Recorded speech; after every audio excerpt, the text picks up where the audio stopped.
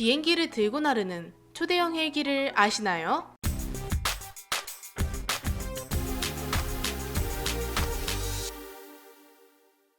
안녕하세요, 지식스토리입니다. 이번에는 과거 소련이 만들었던 미친 크기의 초대형 헬리콥터에 대해 알아볼 텐데요. 과거 6, 70년대 소련은 새로운 대형 수송 헬리콥터를 만들어 소련군의 수송 능력에서의 경쟁력을 키우려고 했습니다.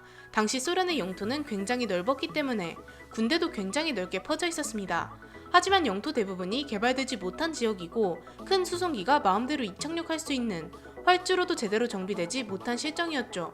그래서 거대한 수송기도 필요했지만 어디든지 수송할 수 있는 헬리콥터가 필요했습니다. 하지만 헬리콥터는 크기가 너무 작았고 비행기에 비해 압도적으로 적은 수송량을 보여줬죠. 당시 소련은 자신의 부대 보급도 맡아야 하고 ICBM이나 미사일과 같은 전략 무기도 소련 영토 곳곳에 숨겨서 배치해야 했기 때문에 어떠한 지형도 문제없이 갈 수 있는 초대형 수송 헬리콥터를 만들고자 한 것이었습니다. 당시 소련의 헬리콥터 성능 요구사항은 1500m 고도로 20톤의 화물을 싣고 400km 정도를 이동할 수 있는 것이었습니다. 미국이 보유하고 있는 대형 수송 헬리콥터인 CH-47 치누크 헬리콥터도 10톤을 겨우 옮기는 것을 감안하면 말도 안 되는 성능을 요구한 것이었습니다.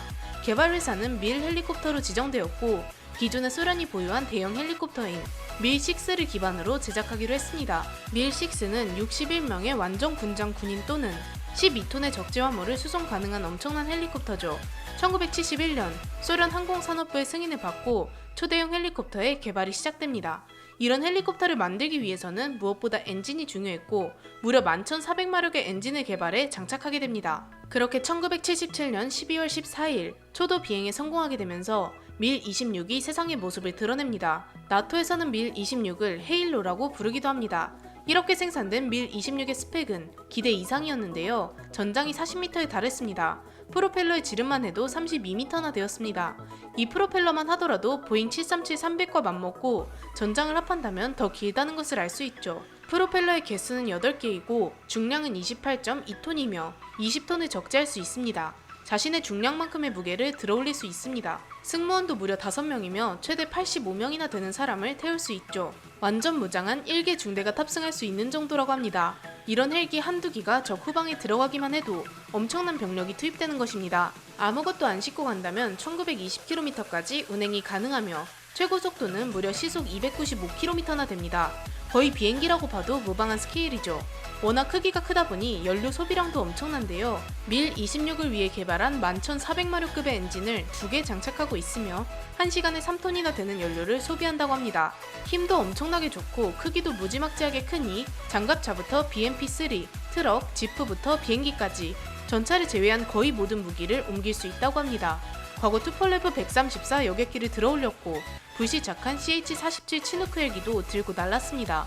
이런 스펙을 가지고 있는 밀26은 당연히 소련군에서 사랑받던 기체였는데요. 대잠 초계기로도 사용하고 있고 소련이 아프가니스탄을 침공한 당시와 체르노빌 사고, 앙골라 전쟁, 체첸 전쟁에서도 많은 활약을 했습니다. 체르노빌 사고가 터지고 이를 수습하기 위해 엄청나게 많은 장비들이 요구되었는데 밀26이 거의 모든 장비를 수송할 수 있는 능력이 있었기에 훨씬 수월하게 작전을 수행할 수 있었습니다.